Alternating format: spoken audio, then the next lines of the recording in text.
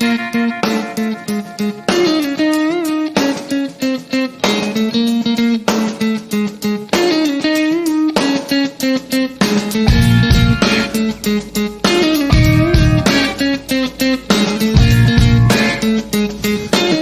was a commercial. I really did. Really? Yep. It didn't record, so why don't you do it again? Do you have bad credit? Are you getting sick and tired of being turned down for auto loans? CarCredit.com can get you approved now. Simply log on. All right. Does it still exist, CarCredit.com? I think CarCredit.com So is why out are we there. giving them a fucking free commercial? I don't want to. I hated those guys. That was one of my worst jobs. Although I got to do a commercial for them, so that was fun. Yes. There's like 5 inches of snow on the ground. Ugh. Our world is a slushy mess. The kids are reluctantly in school. Screaming, crying, begging, pissing pleading. the whole way. Fuckers. Yeah. You know what? My older son was very upset because he really thought he was going to get a day off. And they didn't get delays. They got nothing. And they have 4 snow days, and we haven't used a single one. So what the fuck? Not only that, my wife, who is also teaches in the public schools here, a different one in our district, she was also, hoping and praying for a day off. And, I don't know why they insist on, teaching children things on snow days. They should just give up. The kids are going to be distracted. Half the teachers aren't going to make it in anyway because nobody has a work ethic anymore. They get the blue flu. Is that a thing? Or is that just a thing. In fact, my wife called out today. She had... Are you going to out her right now? She had a migraine. Air quotes. But no, I mean, she did have a headache. She was up half the night. My older son's got he had to do some project on Top Gun, the movie. Really? Like, I don't know what kind of college this is he's going to, but he had to write a paper on Top Gun, and Erin was helping him out with that. So she was up half the night. So I can understand, why she didn't want to go in today, right? But I get it. A delay would have been nice. Just a little delay. But the delays, it's funny because, early in the morning, I don't know if you get this too, you go out and it's, all your neighbors who have kids are outside, out front with the shovels, kvetching and complaining and trying to make funny comments or completely avoid one another. Right. That's what I do. Yeah. So here we are, but we did put together a show of some kind. It is funny, though. Yeah. Just one last comment on the weather. I'm sure people tune into this podcast to listen to me bitch about the weather. They do? What was I going to say about the weather? Fuck. You hate it. It's funny that to watch kids and teachers get all excited when it snows, and people like you and me, the only thing running through our head is, Jesus fucking Christ, what a pain in the ass this is going to be. I got to shovel the snow. I got to get everybody out, So it's, they're all like, but whatever. That's life, I guess. That's life, and this is Walgreens. More free advertising. Yeah. Anybody else you want to plug this morning? I have a real problem because when I was a kid, my dad used to call me the walking commercial. I couldn't stop myself. I would memorize every commercial jingle, and I would just march around the house reciting advertising. And so that's a bit has stayed with me. So are we ready to begin the show portion of the show? And we're back. Welcome to Recovery in the Middle Ages, the podcast about 2 middle-aged suburban dads and their pursuit of life, love, and recovery. I'm Nat X. And I'm Mike R. And boy, do we have a show for you. Today on RMA, we discuss the mysterious disappearance of Beau Mann, founder of Sober Grid.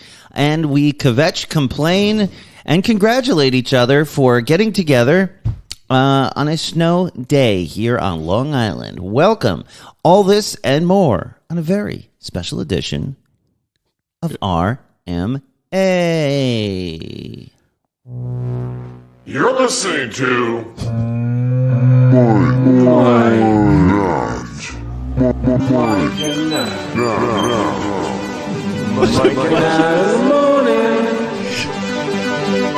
You're on RMA Radio. What the You like fuck it? was that? That was Kyle. Oh my God.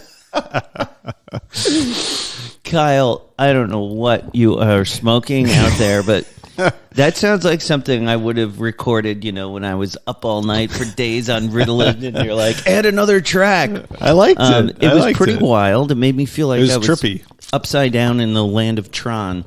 Kyle, thank you so much. That is a weird one, but very cool. Very cool. This episode is brought to you by Recovery in the Middle Ages Patreon. What is Patreon, Mike?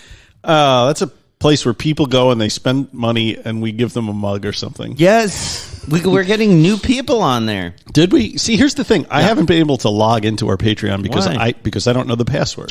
To Patreon. Yeah. You want to give me the password right now on the air? Well, don't do that. But I will tell you the trick. The reason why it's not working is you have to do it through Facebook or something. Oh. Right? So I don't know how many people are currently Patreon members, but I think it's those hundreds. of you who aren't should probably sign up because the biggest, as far as I'm concerned, the best part of the Patreon is that you get access to the Discord community. You get to go in there and hang out and talk, and it's a great resource for all things recovery, and it's a great place to, what's the word I'm looking for? I say recover together. Recover together. That's right. There We do you it go. together. And we got some new people on there. Actually, a contest winner, Z-Dad. Yeah, he won one of Joseph Naus's books, and I may have even sent it to him. Yeah. I'm not sure. And so it's been really cool. So on Patreon, and it's also, Patreon is the promise of more. So when we have some video episodes do we deliver? up there. You do get some merch. They send out these cool mugs after 3 months. And we're going to do more with that, especially as the show evolves. And it's just helpful to support us. So go to patreon.com/recovery in the Middle Ages and join the movement. I mean, here's the thing. We're not in this for the money. We don't make any money doing this.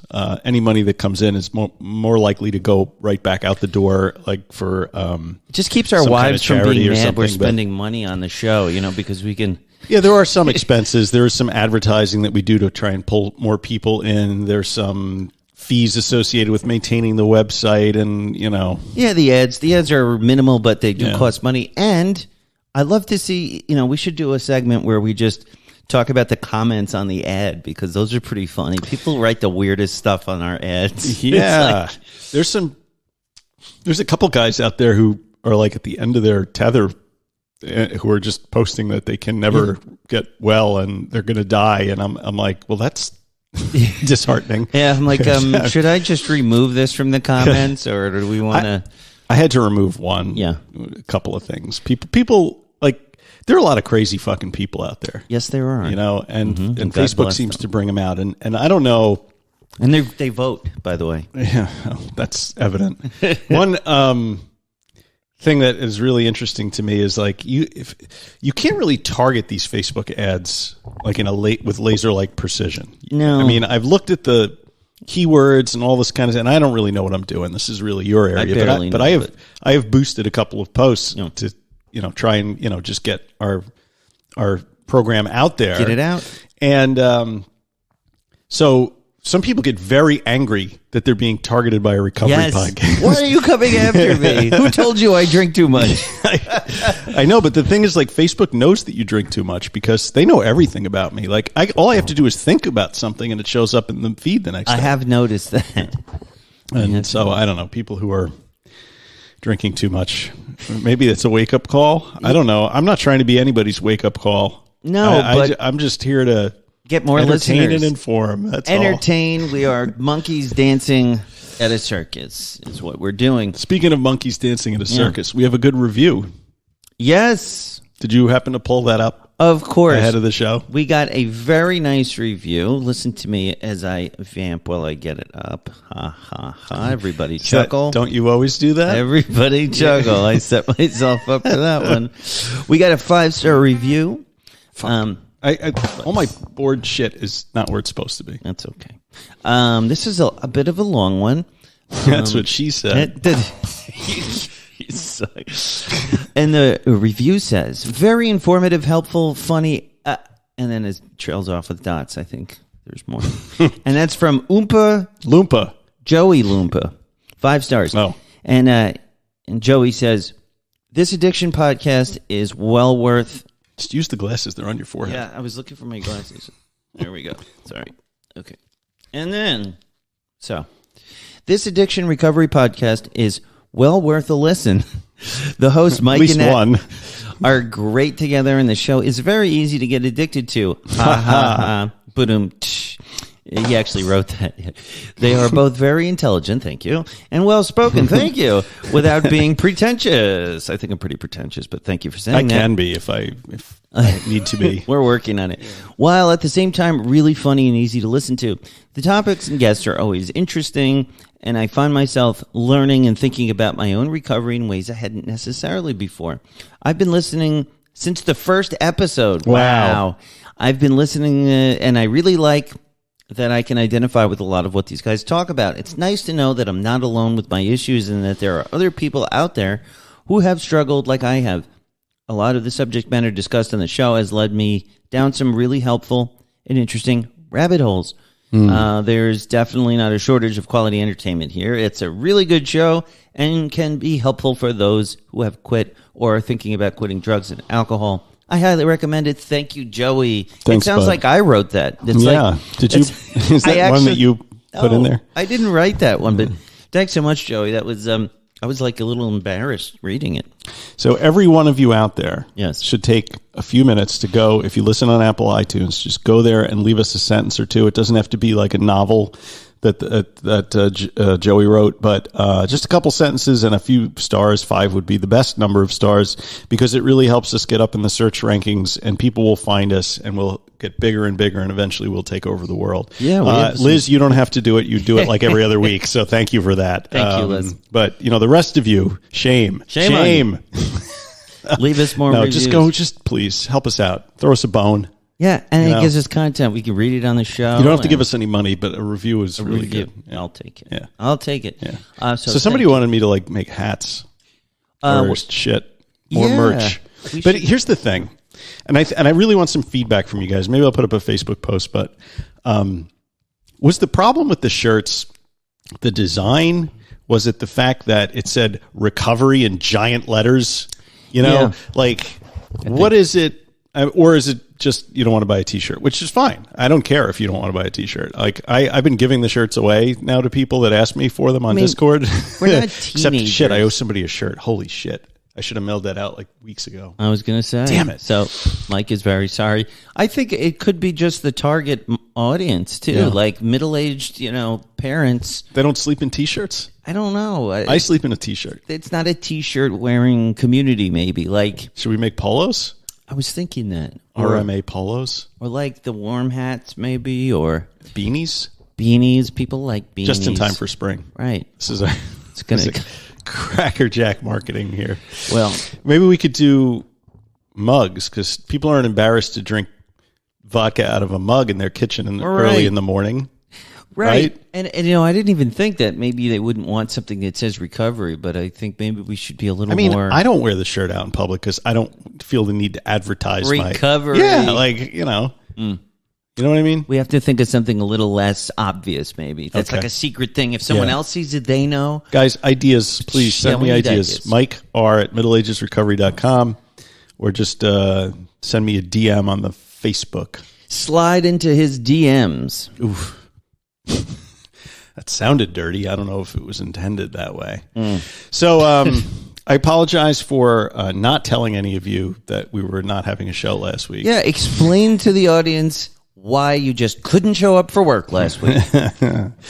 Last week, I took the family to California, to sunny Southern California. Although, while we were there, San Diego issued its first blizzard warning ever. So it was not very sunny. We got sun for a couple of days. It's very entertaining watching you make coffee while I'm trying. Wait, I'm here. Nobody knew. Yes. Okay. Can you guys hear his coffee machine? It's one of those spinny Nespresso machines. It's not as loud as yours, by the way. Mine sounds like a fucking jet plane taking off. Anyway, we went to California. Spent a few days in San Diego doing some hiking in and around La Jolla. We went to the San Diego Zoo, which is known for its animals. Went to the aquarium. You got one of those? You got a fish noise? Okay, there you go. And then we went out to Joshua Tree to do some hiking out there, and it snowed in Joshua Tree while we were there. Is that unusual? Yes. Okay. Well, It California. was like 15 degrees colder than it is usually at this time of year everywhere on the West Coast. This was an adventurous trip. A lot happened, right?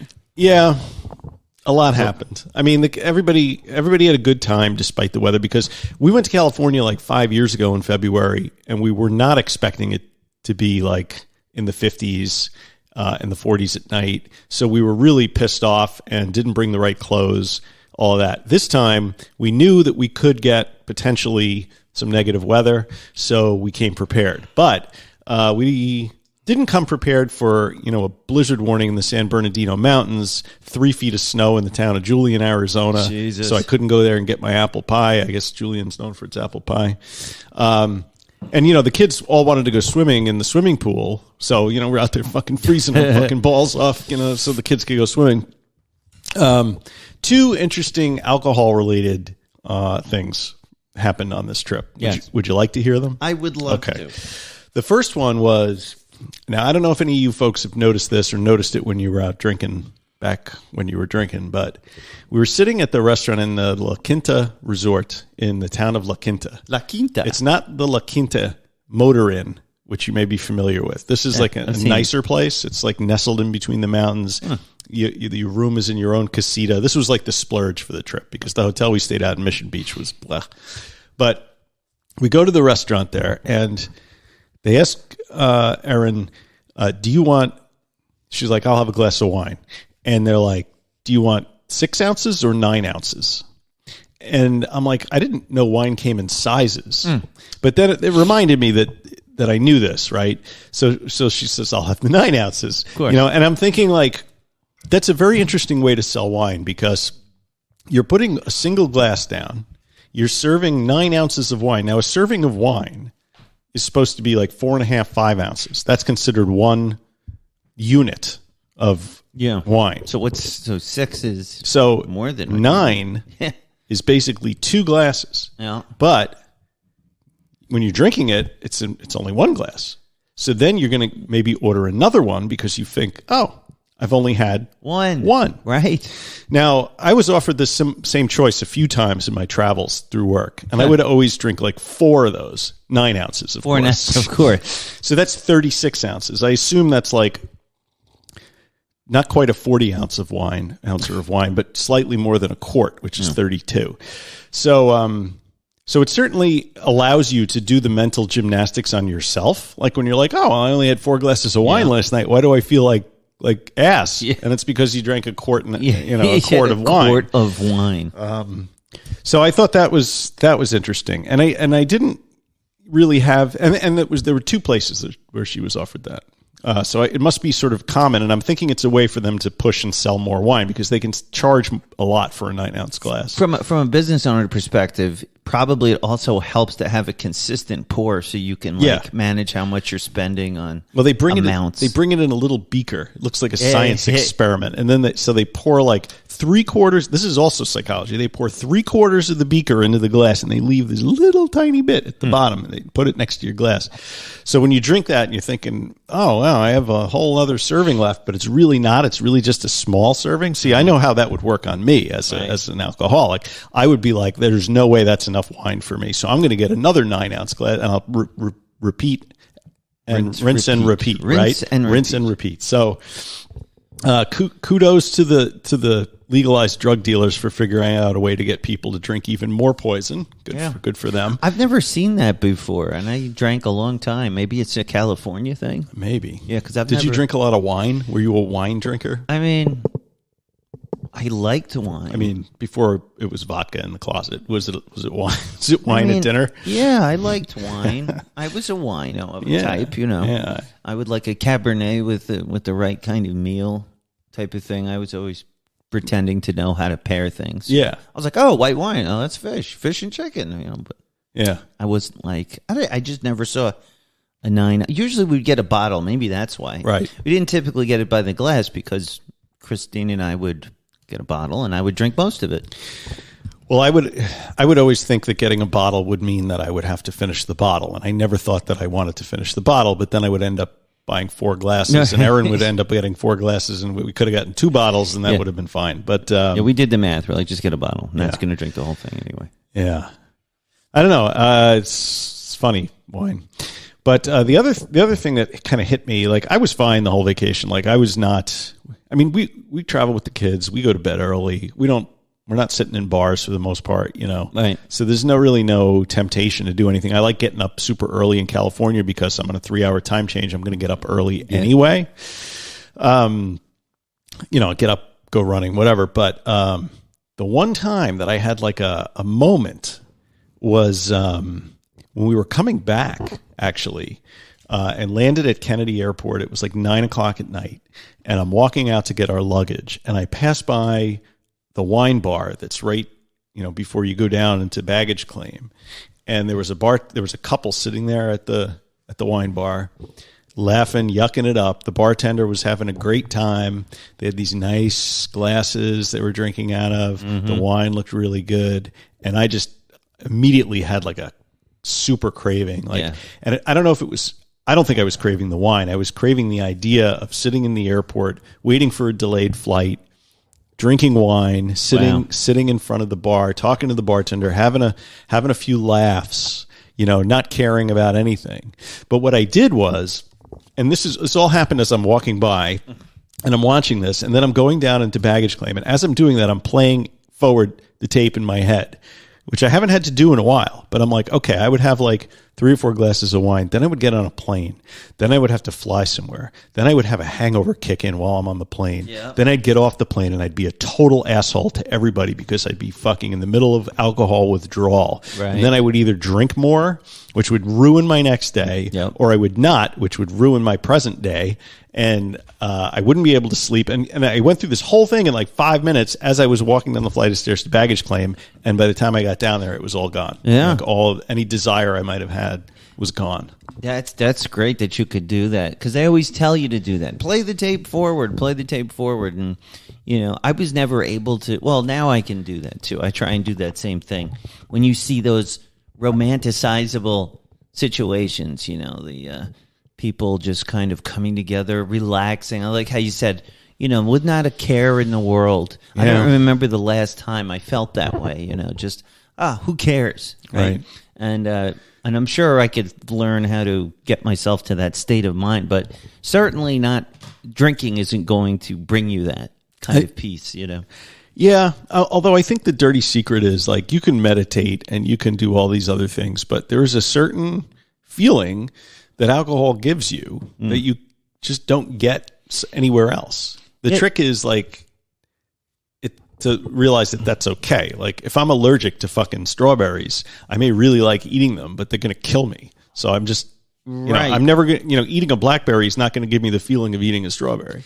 You know what I mean? No, but along those lines, I was at our neighbor's house the other day, and he likes to drink. And every time we've gone over there for years and years, I, of course, don't drink, so he brings me a Coca-Cola. But I've been talking about the Guinness 0.0. Yeah, I was just going to ask you about that. Yeah. And I've said, you know, man, if I could just find the 0.0, I would love to try a Guinness again. It was one of those beers I had a fond memory of. You know, I never got sick drinking it. Anytime I was drinking Guinness, I was really just having it for flavor or whatever. Okay. Whatever I told myself at the time. But it wasn't a beer I would get wasted on.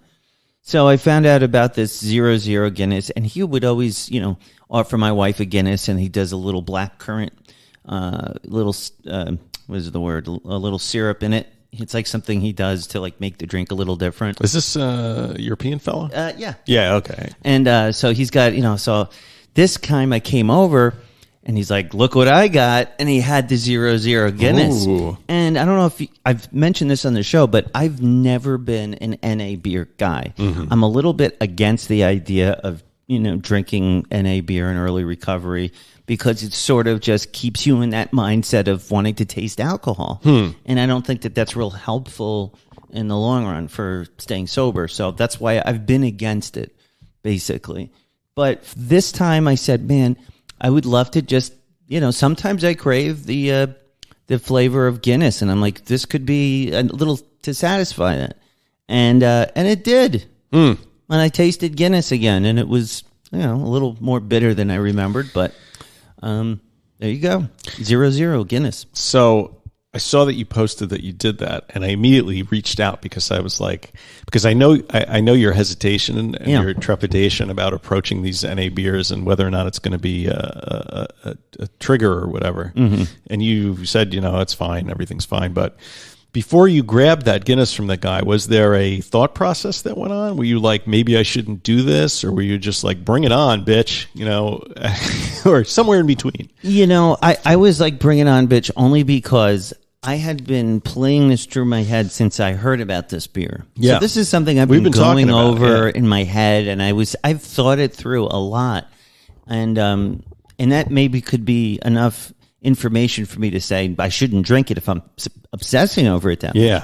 But the truth is, it's just something I was kind of like, I was thinking about it. Every time I went to the supermarket, I'd look for it. Like I was like, I really wanted this. That weirds me out a little bit, It's a little weird. Yeah. I was obsessing over it. Yeah. And then so finally I got to drink it, and I got it out of my system, and there wasn't alcohol. Probably like 20 minutes later. Yeah. If I remember Guinness correctly. Yeah. I was done. Yeah. That was it. So have you No biggie. Have you run out to the store and bought more NA Guinness? I haven't, and they carry it in town apparently. Yeah, it's at the beer distributor. Yeah. Right. And so no, I haven't. I was thinking, maybe I should get it for the house, but I was like, I don't know. It wasn't that fantastic, guys. I'm sorry to report, the memory of Guinness was far better than the experience of it. And he wanted to try it too. My neighbor, he's like, can I try it? I'm like, yeah, sure. And he's like, that tastes just like Guinness. I said, yeah, I know. Guinness is a weird thing. It doesn't taste like beer. It doesn't, it's a very strange. It's like a bitter chocolate. Yeah. I mean, I've spent enough time in Irish bars to have had my fair share of Guinnesses, but I think I might pick one up for St. Patty's Day. Yeah, it's good. And try a little of that black currant syrup. Yeah, it's that sounds good. Gross. Just a little bit, and black currant syrup. Yeah. I don't know. It's his idea. He's Irish, right? Yes. Okay. So maybe they do it. I'll take his word for it. That's good. With that Irish accent, you'll try anything once. Well, almost anything. And then there was actually, you had ran into a serious problem. Oh, shit. Temecula neighborhood evacuated after bomb suspect arrested. Yeah. So context. We're driving back from Joshua Tree area from Palm Desert. Across the San Bernardino Mountains, and we come through, I think it's called Temecula, not Temecula, Temecula. My tarantula. California people will let me know if that's right. And so we're driving down the highway, and all of a sudden, I look, and there's like 6 cop cars pulled over on one side of the road, and there's cops standing outside the cop cars with their guns drawn and pointed down an alley. Oh my God. And there's a car down there, and one of the cops has an AR-15, and he's pointing and he's shouting, and the other ones like just are kind of holding their pistols in their hands. And I'm watching this as I drive by because like there's an In-N-Out burger that I needed to get to, and I was like, well, the traffic is going to be fucked, But, so I'm like, well, that's kind of messed up. And I make it into the parking lot, and I go to the In-N-Out burger, and I get Jack an In-N-Out burger because that's his thing. He wants an In-N-Out burger. I've never had one. And they're good. I mean, and, I didn't want a burger for lunch, so I ended up going to Del Taco, which was right next to it. Thank God California aggregates their fast food in the same area. And a really good shrimp taco at Del Taco. But it was wrapped in a flour tortilla wrapped in a corn tortilla with the shrimp and the mayo and all this. So good. I can't even. But hungry. But then I noticed that the parking lot is completely full of cars, and what happened is everybody who was driving in the direction of where these cops were was kind of shunted off into the parking lot, and they closed the whole town down. Wow. And we had no idea what was going on. I downloaded a police scanner app on my phone so I could kind of figure out how to get out of there. And I couldn't figure out anything from that. They were keeping it very sort of close to the vest. But then all these ambulances started coming. The bomb squad shows up. I'm like, what the hell is going on here? And Aaron's like searching to try and find what was up. But eventually I found the article, and I guess you have it there. Roads in the area of Temecula Parkway and Kevin Place were closed, and homes and businesses were emptied from about 1:30 to 3:45 p.m. when the car was determined to be safe. So I should go up a little. Riverside County Sheriff deputies arrested a man who was sought for explosives violations in Fresno and then evacuated a Temecula neighborhood on Friday afternoon. Yeah. Out of concern that the suspect's car was loaded with bombs. Deputies pulled over the car at about 1:30 p.m. Inside were a 44-year-old man from Fresno and a 56-year-old man from Clovis who had felony warrants out for their arrest. So the sheriff's hazardous device team inspected the car and found nothing dangerous. No one at the Fresno Police Department could be reached for the comment. And so I was texting you about something. Yeah, while this was going on. I don't know what, maybe about the show. I'm like, what are we going to do? And you go, I'm like locked in I can't leave this parking lot. You know, there's a bomb scare or somebody has a gun. Yeah, it was like a full California experience, like a couple of crazy guys from Fresno in there. But you know what? At the very least, we got the Del Taco and the In-N-Out burgers, so we were able to eat while this chaos was going on. Well, that's nice. I mean, so those of you who don't live in the United States, we had something called President's Week. Yeah, which is just basically it's a national holiday that revolves around Washington and Lincoln's birthday. Which we aggregated them and made them all both on a Monday, so we get a day off. But it's not just a day. The kids get the entire week off. That's only in New York. And it's a kind of a nightmare because you have to deal with these kids.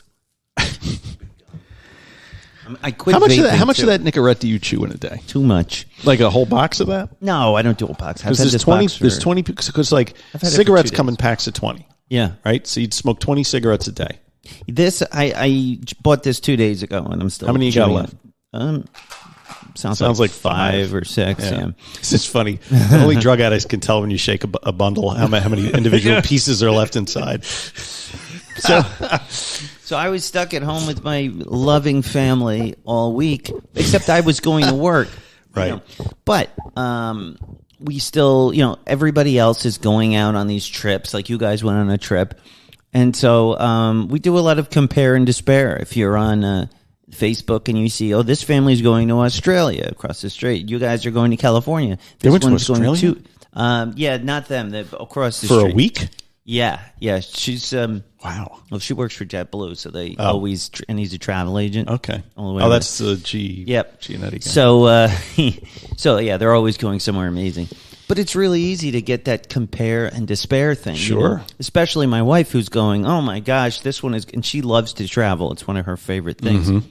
So it just didn't make sense for us to go on a trip. Yes, didn't make sense for us to go either. It was just we already did a trip we shouldn't have done when we went to Greece, and so we need to take some time off. Plus, I have to work. I mean, I have a lot to do. Right, this company's growing, and I'm trying to keep it afloat and all that.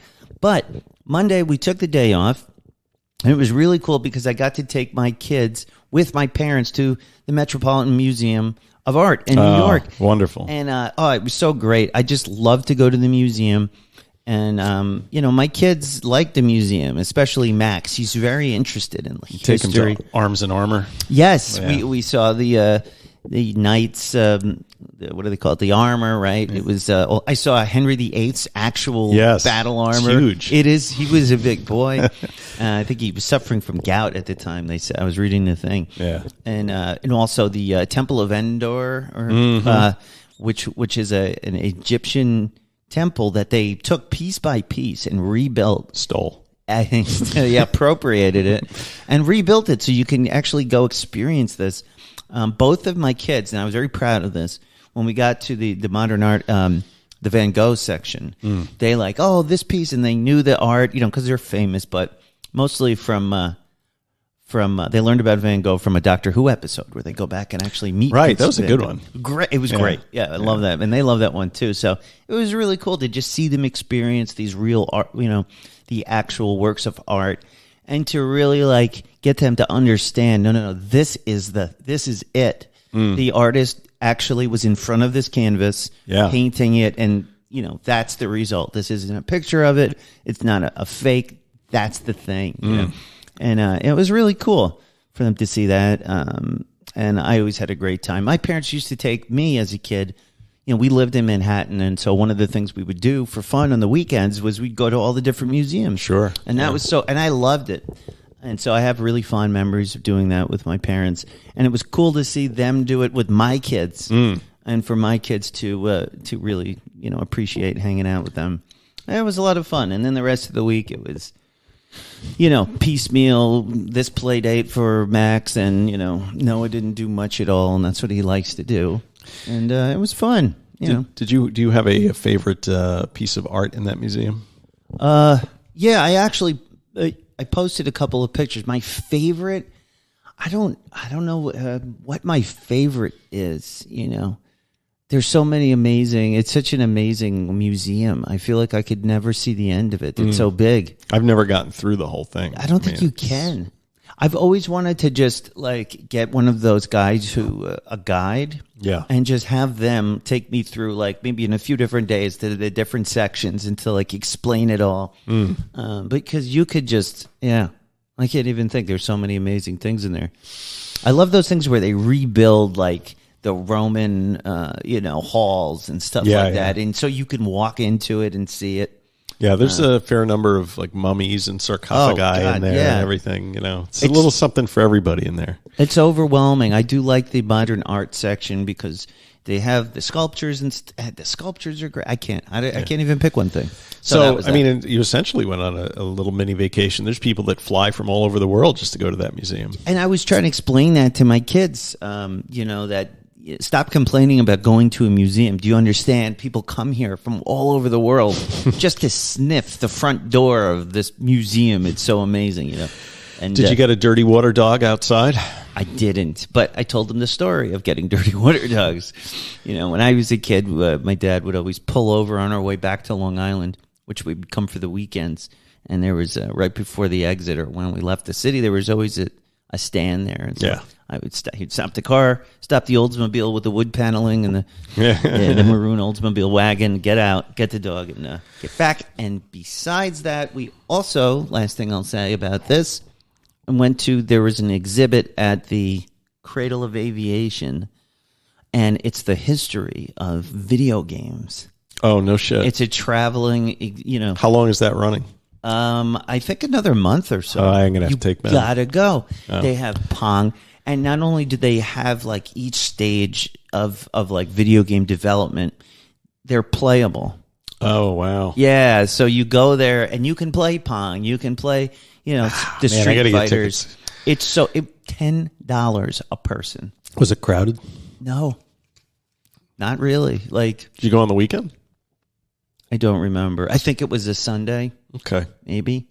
But it was not that crowded, Really not. And the trick is, so everyone out there who wants to go to this, don't go to the front of the museum and pay to get in, because then they'll just sell you a ticket for the museum. If you just want to go to the exhibit for $10, you buy it online and you walk right in. You don't have to. Can I just say though that is actually a really good museum if you're into aviation, and they have an original Apollo 11 moon lander in there, that one of the prototypes because they built it at Grumman right down the road. It's very cool. All right, I think we're losing audience members. Sorry. With that. So I tell you what, let's take a minute, and then when we come back, we'll discuss the strange disappearance of Beau Mann. That's right, the disappearance of Sober Grid's inventor and progenitor, Beau Mann.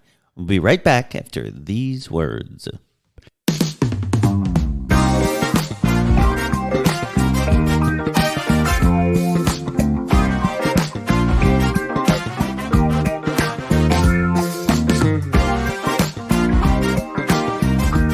And we're back. This is part 2 of the show. Part 2. Strap in. Strap on. We're good to go. Buckle up, Buttercup. Call me Peg. All right. Recovery in the Middle Ages. Okay, so I'm out in California, and I'm sitting there, and I'm trying to figure out what to do for the show, and I got all these strange things like irons in the fire right now. I got a Hare Krishna who might come on and talk about bhakti recovery and something else, but then but nothing really came to fruition. And you were like, well, why don't we? I just listened to this podcast. Why don't we do this thing? Yes. And this thing is this fellow named Beau Mann, who was the founder of a company called, What are they called? Sober Grid. Sober Grid. And Beau Mann left his house on November 30th, 2021, never to be seen again. Yeah, and, you know, this is one of those things. I've been talking to you guys about how much I like true crime podcasts lately, and True Crime Garage is one that I love to listen to. And last week, imagine my amazement when the worlds collided and my true crime podcast was all about the Sober Grid guy just going missing. And it's this crazy story. It hasn't been solved. Right. And so Beau Mann, well, all we know, what do we know about this, the day? Well, it's a very mysterious day. First of all, let's talk about True Crime Garage, because I'd never listened to them You before. hated it, huh? I didn't like those guys, and it's nothing personal. I'm sure they're very good at what they do. But their whole thing is like, fill the fridge up with beer. It's a lot of beer. So it's like, it's like a couple of guys like, you know, having a sausage party in their garage, you know, talking about drinking. Right. You know? They have a beer fund, and it's kind of a funny podcast for me to like really like, because it's all about beer and they, you know, rate beers and stuff. But if once you get past all the alcoholism and bro culture of Ohio, you know, garage drinking, they're very good broadcasters. I mean, I guess we're ones to talk, right? Right. Talk about, you know, it's just two guys, two knuckleheads like barfing into a microphone every week, right? But, you know, what's interesting is, okay, so I'll circle back to that. So Beau Mann is an entrepreneur. He's a young guy. He was like 39 years old. Yeah. And he created this app/company called Sober Grid when he was attending the Sundance Film Festival a few years ago. And, you know, he saw that there was all these like dating apps and you know, WhatsApp and everything, every way for people to connect. But there was no real way for people who were sober to connect virtually. So he starts this thing called Sober Grid, and eventually it morphs into, he buys another company in 2018 called Ascent, which is described as an evidence-based peer recovery coaching service in Ohio. And, you know, after he buys this other company, Sober Grid then was able to offer telehealth, HIPAA compliant, 24/7 certified peer coaching support. Sounds awesome. Through the platform. Yeah. So they've gotten funding from a lot of big, you know, government sources like the national and private sources like National Science Foundation, the NIH. And it's basically they're looking for ways to leverage technology to improve connection and support for people who are suffering from addiction, right? Yeah, it seems like a laudable goal, and you know, yeah. They recently started getting into using artificial intelligence and machine learning to help people in recovery. The company was featured on, you know, CNBC, Entrepreneur, Fox, New York Times, all this stuff. So this guy is, you know, he's deeply invested in this company. It's based out of Boston, but he lived in California. So on Thanksgiving of 2021, he flies to see his fiance, this guy he's seeing out in it was Michigan or something.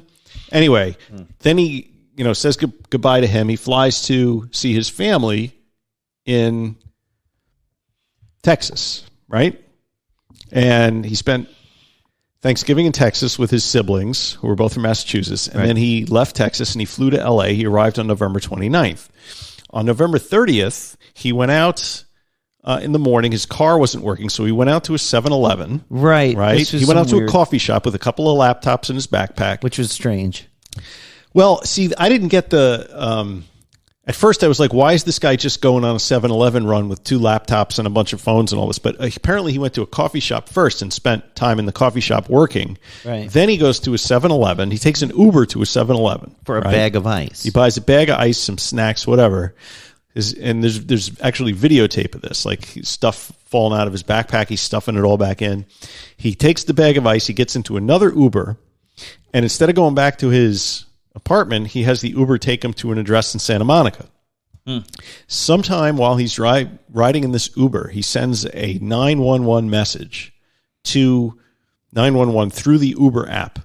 And 911 tries to call him back. They can't reach him. And that's the last anybody ever heard of him. The driver says he dropped him off at this address in Santa Monica, and he just basically disappeared. Yeah, let me just read the one part of the article that sort of lays this timeline out, because it's so, there are some strange parts to this that really stuck out to me. At about 2 p.m. on, I think, in the day that he disappeared, the 7-Eleven camera captured him as he hefted a large backpack off, and the contents, including laptop computers, spilled out.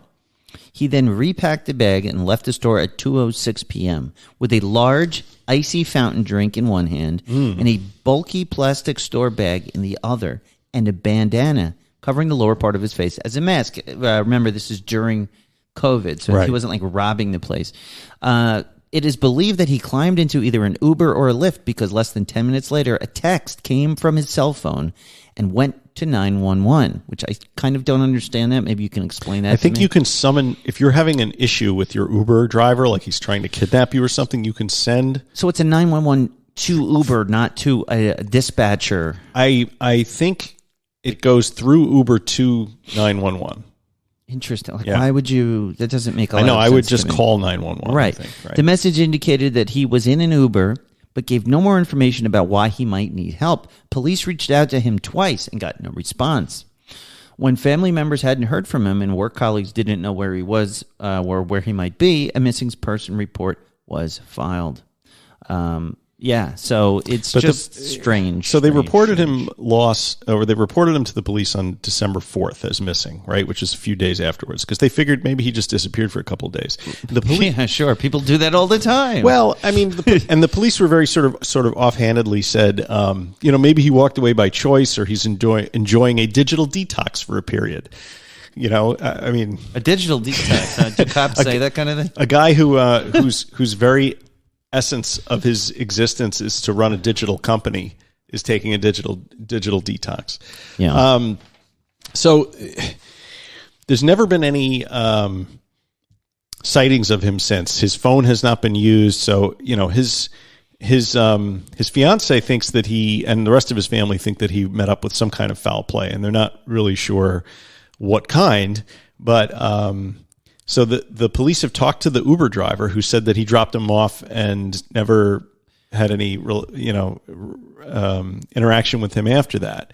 But the Uber driver's name, whose name is Kyle, I think it was, he was interviewed twice, and then the neighbors mentioned something like they may have seen him like aggressively cleaning his car for 6 hours one day. Yeah.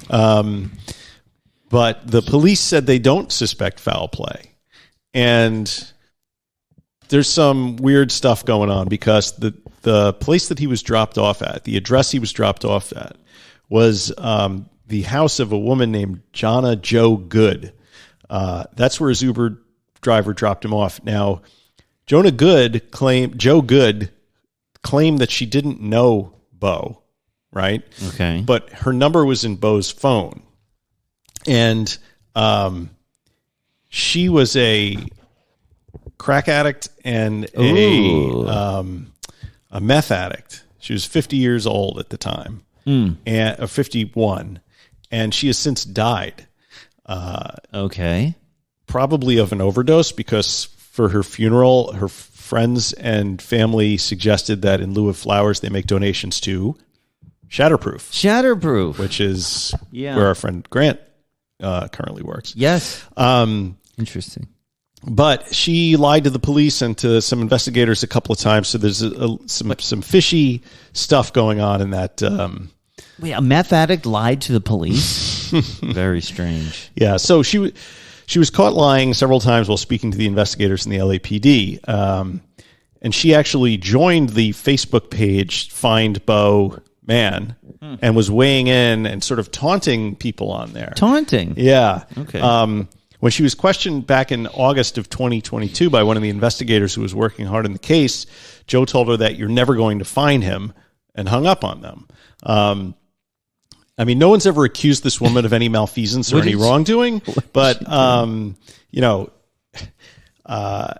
but after being confronted early on with the knowledge that she and Beau had mutual friends on Facebook, all of those people mysteriously disappeared from her friend list the next day. And interesting. After investigators came across her criminal record, within a couple of months, like, she did a scrub online and all of, they couldn't find her address. They couldn't find her previous address and everything. And her entire criminal history had disappeared from public background sites. So, if she didn't know him, why did she have all these numbers for her? Why did he have all the numbers for her stored in his phone? And why did he change his drop off to her specific address? So, do you think this is a relapse? I mean, don't you think people would have said something about him starting to fall off the wagon or something? Usually people notice when a person is beginning to slip, Yeah. I mean, I hate to speculate on that, but I mean, you kind of have to. Yeah. Because we don't know. How did he know this woman? What was their relationship? But even if he was buying crack from her or doing drugs with her, which we have no information that anything like that was happening. But with just pure speculation, I mean, what would that have to do with a total disappearance? I mean, people don't just disappear like this, guys. I mean, even if he was doing something that went against his principles or the principles of his company, he vanished. That is hard to do. Well, I mean, okay, so completely. As long as we're engaging in idle speculation. Yes, that's what here's we're my here idle for. Speculation. Maybe he was having some issues. He knew this woman from some interaction he had with her through his company.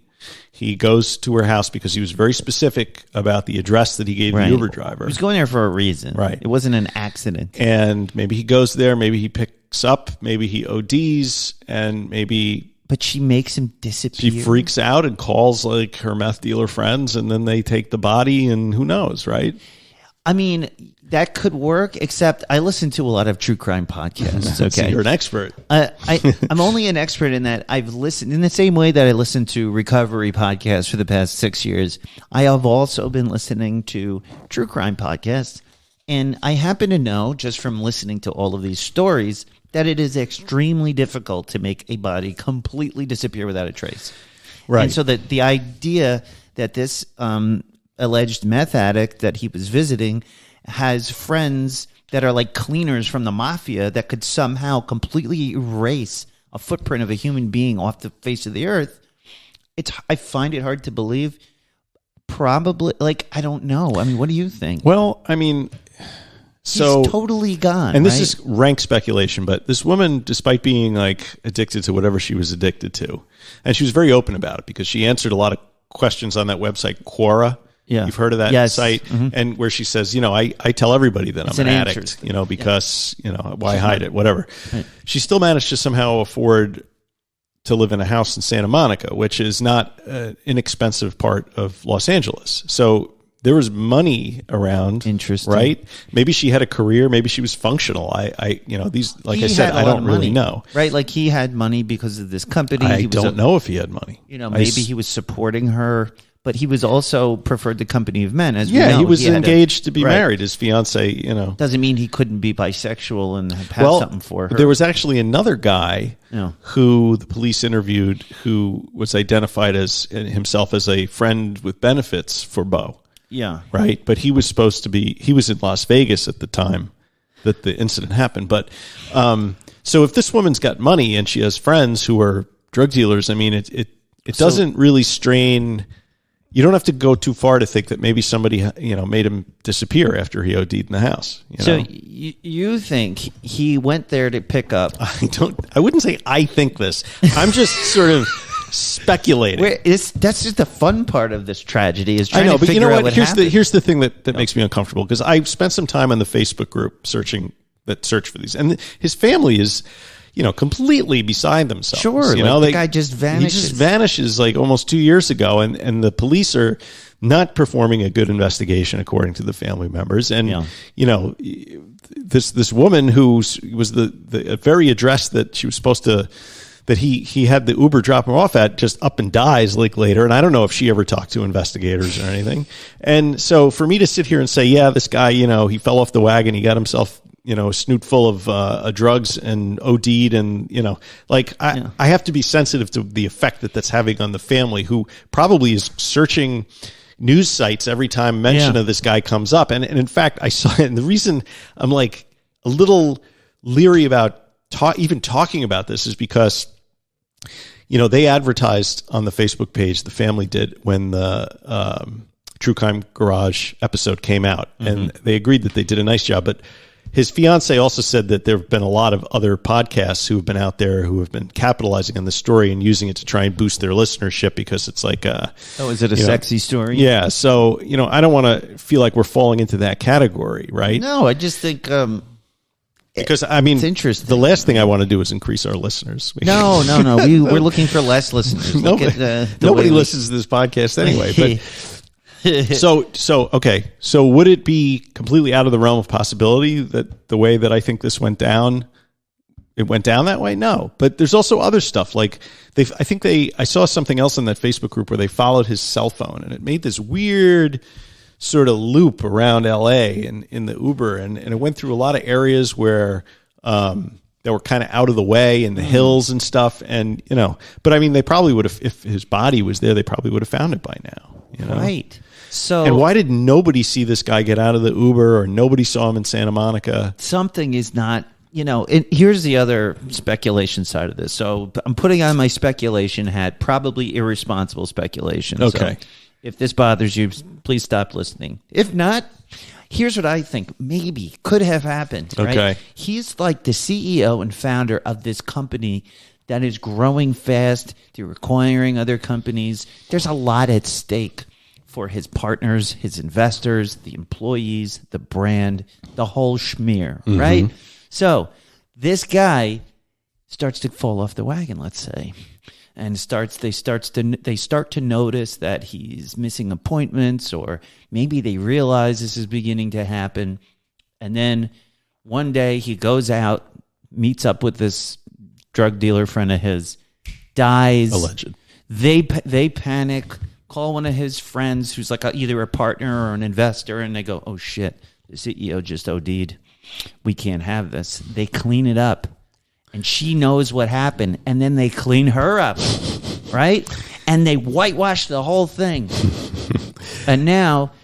That's very paranoid. But here is Sober Grid has an official, this is their statement about him. An important note about our founder, Beau Mann.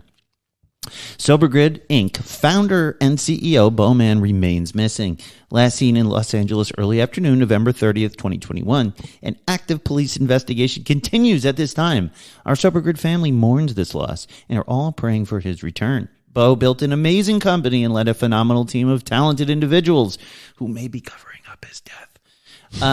The Sober Grid team continues to work diligently to protect the legacy and continue his mission. And then anyone who has information, which we'll, of course, read at the end of the show. What do you think? Corporate conspiracies abound. They covered it up. How else does a human being go missing? Here's the other possibility in my brain. The guy was sick of it. He didn't want to deal with this anymore. He didn't like his fiance. He didn't want to explain to everybody that he just wanted to, get the hell out of Dodge. He had a lot of money from these companies and things. He was wealthy. He up and left. He went off the grid. No way. No? I don't see it. Yeah. I don't see it. He doesn't sound like that kind of a guy. But he's left no trace? There's no evidence. To me, that's much more indicative of foul play than it is indicative of some massive conspiracy. You familiar with Occam's razor? Yes. The simplest explanation is... Yes, I saw Contact with Jodie Foster. Yeah. Right. So, the idea that this company is engaging in some vast conspiracy, because frankly, I don't see the founder relapsing as being necessarily a negative to a company like this. What about that the woman of who was the head of the moderate your drinking thing? Oh, moderation management. Yeah. She dies in a drunk driving accident, right? And you said, "Look at this ignominious demise." Isn't that so telling about how horrible her system was or something? I think people would use that against them. Yeah, but it's a different situation because I think especially like in an organization like this could actually use that as evidence that you need to be constantly on top of your sobriety, and Sober Grid is a great way to do it.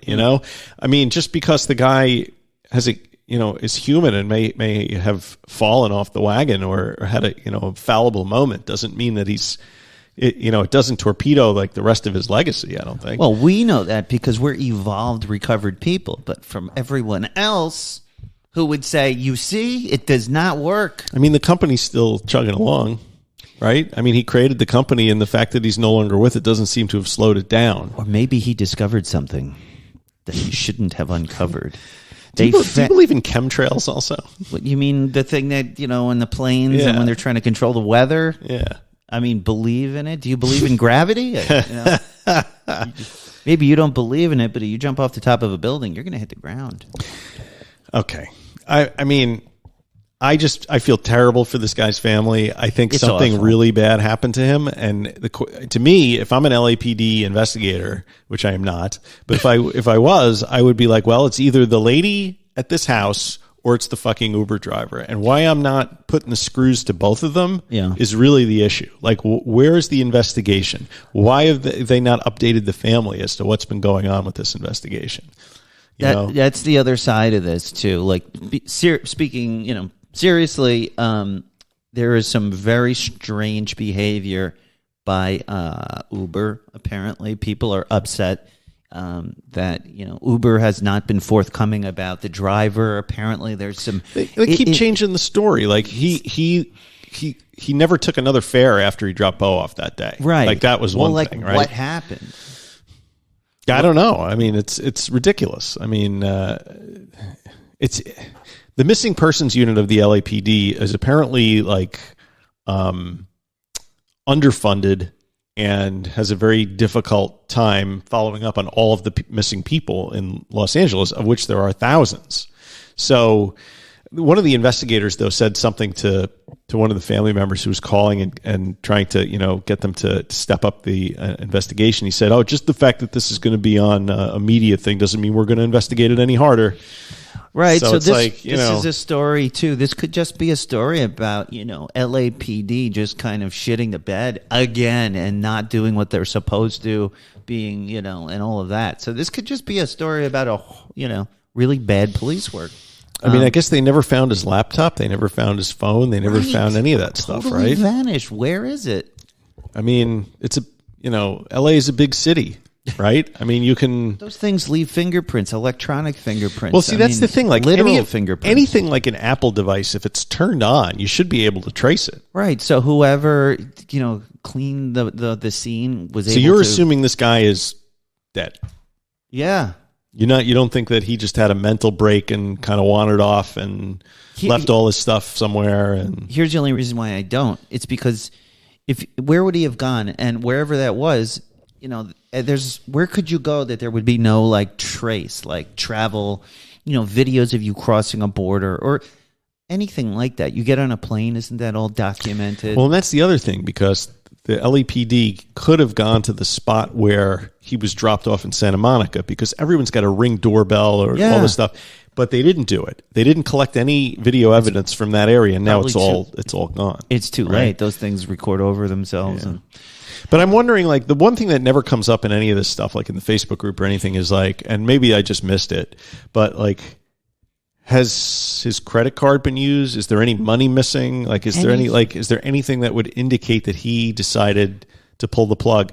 But I mean, people don't just vanish like they do in Japan. I don't know if are you familiar with this? Like in Japan, it's like a big thing. Like people who their lives get overwhelming, and there are actually companies that will help you move in the middle of the night and build you new identities and disappear from your entire life. I love that idea. There's a whole podcast on it. It's really interesting. Do they work in our town? Is there one around here? I've been having escape fantasies lately. I mean, I don't know if such a thing exists in the United States. Brilliant. But, in Japan, it's considered part of the culture to some degree that this happens. People will go to escape their bills, whatever, and eventually they may contact their family a few years down the road. Eventually. Or sometimes they don't, right? They just want to start a new life. And maybe that's just sort of the way that culture and society is wired. But we don't have that here, right? It's hard to disappear here. There is no magical I've tried. company that's going to, it's not like Breaking Bad where you go see the vacuum cleaner guy and he builds you a new identity and gets you to the border. Right. But along that logic, along those lines, what is it that we do to disappear and hide from our lives? We do drugs, or I do drugs to bringing it full circle. All right. Man. So I'll speak for myself. When I was feeling that way, what I did was I called my guy, quote unquote. I went out. I drank. So maybe that's exactly how he was feeling, and maybe, he met foul play by his own hand. And maybe. Well, I just find maybe it's a combination of the two. Right. Maybe he got into something that it's equally likely that he was going there to help this woman. Like, sure, maybe he was going there to on some sober grid work. That's a great point. It could have been a quote unquote 12-step call. Except she consistently denied knowing this guy or ever seeing him or ever meeting him, despite the fact that her number was in his phone and they had mutual friends on Facebook. I keep coming back to that. Yeah. This woman knew something, and now she's not around anymore. Who killed her? And I don't know if the LAPD ever interviewed her with respect to this or not. They probably just don't care. They're just like, whatever. And now they're covering up their look, I think they probably care. I just think it's like the culture is like, cop culture, right? I mean, you do...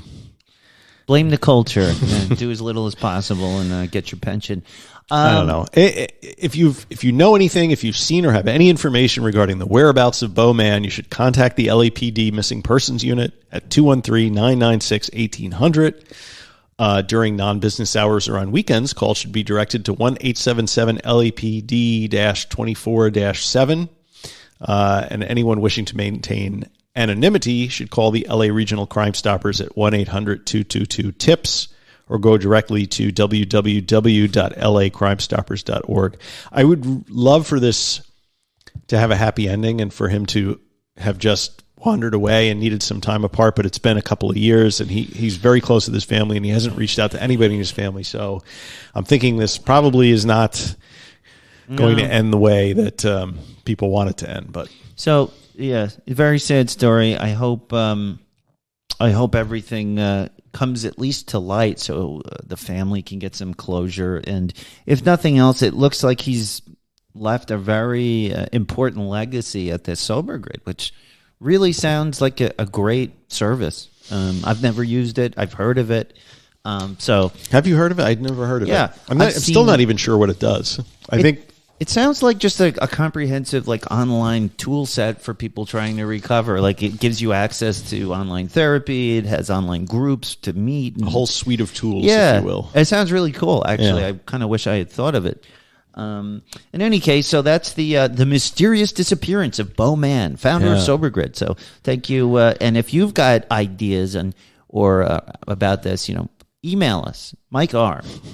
Yes, please send me all of your conspiracy theories. We the best ones will be read on the air. The best ones will be read on the air.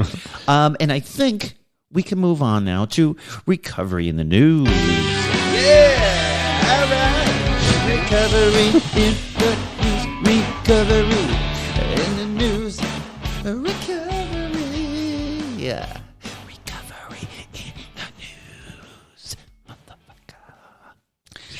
I'm not sure how I feel about our foray into true crime. Well, it's a swipe at the dark. We needed content. I happened to be listening to that show. We really weren't prepared to put on like a legit one of our usuals, so I thought this would be a nice little diversion.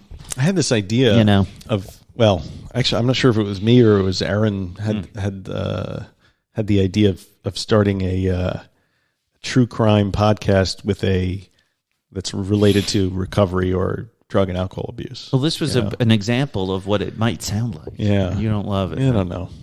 I feel funny, I feel funny speculating about this stuff. Like funny or? No, because I don't know. I shouldn't have gone on the Facebook group because now I feel like I know the people who are involved and they're very sad and I'm sad for them and I feel bad just throwing my bullshit out there. But whatever. It is what it is. Okay. So sticking with the crime theme, today's recovery in the news is an article from I should have wrote down where it was from. Anyway, it's titled White House official calls Camden County Jail's addiction treatment program a model for the nation. The link will be in the show notes. It's actually WHYY. You may know them as the public radio station serving the Philadelphia and Camden WW High. area. Terry Gross Fresh Air is on WHYY. Oh, yes. Yes. Terry Gross. You remember her interview with Gene Simmons, of course. NW High. Okay. Anyway, at the Camden County Correctional Facility, residents are offered not just one, but 3 different options of medications for opioid use disorder. For Kirk Stewart, 46, of Gloucester City, getting immediate access to addiction treatment has helped him live a better life while incarcerated. And here I get the buprenorphine shot, and I don't have to worry about forgetting or remembering to take my medication every day, Stewart said. It's once a month, and I go on with my daily life. About 203 people at the Camden facility, about a quarter of all its residents, are receiving medication for opioid use disorder. Leaving aside for a minute why 25% of the people incarcerated there are addicted to opioids, which seems like maybe incarcerating 25% is too many people to be in jail for using opioids, but who knows how they got there. But a great program, because prior to somebody's release, a team of specialists line up outpatient treatment appointments, put together harm reduction supplies, and sometimes find housing placements at sober living homes. On Tuesday, White House official Dr. Rahul Gupta called Camden County's addiction treatment program a model for the nation as he previewed federal changes coming later this year that will expand substance use health care for high-risk populations. What do you think? Yeah, I don't know. Like, you don't know about giving buprenorphine to people in prison? Well, it's one of those things, like I believe in buprenorphine. I think it should definitely be, I don't know. I think that jails in general need to be more sensitive to the real problems of the drug use. It sounds like drugs are getting into jails, and this is also a problem too. So maybe having buprenorphine available, and administered properly. I mean, I don't see a real downside to it. Sometimes people view buprenorphine as like, oh, it's just another like recreational drug. And so I think that's why there's some pushback about it. They say, oh, you're just giving them more opiates. But I don't know. I never felt that way. I saw people, in recovery abusing buprenorphine, but I didn't, and I think it could go a long way to helping them, or at least making them be able to get through their sentence, without suffering. I mean, I think the buprenorphine is a good thing. Yeah. But I also think that in conjunction with that, having the outpatient treatment appointments, harm reduction stuff, finding housing, sober living, I mean, I think all of that together is probably has a synergistic effect on the success of people staying off opioids when they get out of prison, right? Because, I mean, you definitely have a better chance at maintaining your recovery if you're able to access medication while you're incarcerated and continue the treatment during your transition back to the real world. Right, and we saw all of how that can go horribly wrong with that documentary we covered, which covered the 30 years and the guys who go to prison. Mm-hmm. And you watch them come out, and because there's no support after they're incarcerated, there is no long-term plan, or most importantly, the bridge between jail and your recovery house or whatever. Right. So there definitely needs to be more coordination. I mean, especially because you're 12 times more likely to suffer a fatal overdose within 2 weeks of your release from jail or prison. Or rehab, too. It's the same type of thing. Yeah. So, but, I mean, the federal government touting this as sort of the model is, I guess, an indication of the way the government's going to be handling this going forward. I guess in the spring, some federal agencies are going to be issuing new guidance on how the states can apply to use their Medicaid funding to pay for treatment and support services leading up to people reentering, right? So there's going to be some real money behind this. So it would be good to have a plan. A plan would be nice, yeah. I mean, the cost of addiction treatment and reentry in Camden, because you have to employ specialized staff and all these other programs, it's almost $2 million since 2019. But when you think about how much money the government spends on all kinds of useless bullshit, $2 million to keep that many people alive doesn't sound like a lot. But of course, who wants to spend money on prisoners, right? It's always the low priority, whereas, I mean, I think it benefits society as a whole if you decrease recidivism, if you make sure that people can transition from prison to re-enter the daily life if they're not addicted to opioids, or if they have a strategy for managing their addiction. There's at least a chance that they'll be a more productive member of society, right? Yeah, it's very short-sighted when they think, oh, they're just criminals, we shouldn't do anything for them. And it's like, no, idiot, these people come back.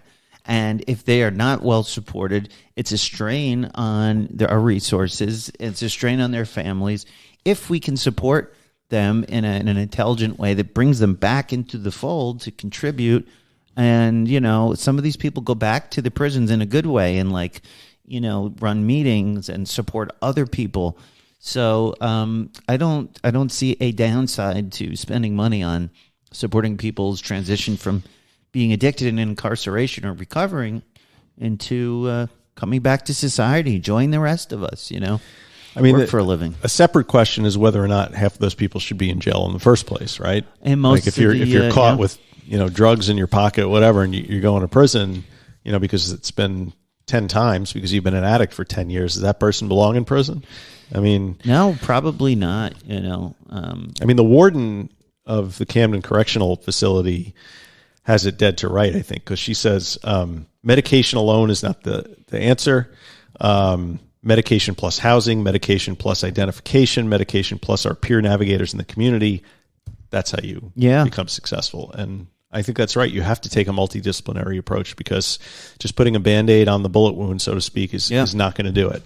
You can give somebody medication and then say, you're on your own. They're gonna fail, right? Yep. Agreed. And that was Recovery in the News.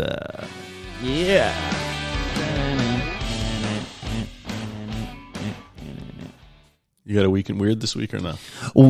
No, I don't, actually. Oh, shit. Should I do one? No, we can't just do it off the cuff. Yeah. All right. Next week, Bigfoot will return. I promise. And that about does it for today, folks. I know I had a good time. Did you? Yeah, it was interesting. Yeah, I'm surprised we were able to pull it off.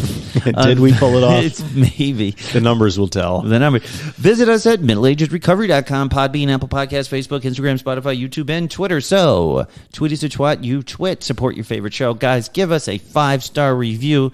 Write something pithy. We love to hear from you guys. Write to us at Mike R. at middleagesrecovery.com. Join us on Patreon. Join the Inner Sanctum. We're recovering together. We're setting out cool mugs. The Monksters are meeting up. We are recovering together. It's patreon.com/recovery in the Middle Ages. And finally, the best way to help the show is, how do you help the show? Every day. Share it with a friend. So right. Pass to your right. I thought right. It was to smoke weed every day. Pass the Dutchie on the left-hand side. Okay. Share it with a friend and help grow the RMA movement. And as we say, non proficiat perfectum. That's progress, not perfection. See you next time. Stay fresh, cheese bags, and be good.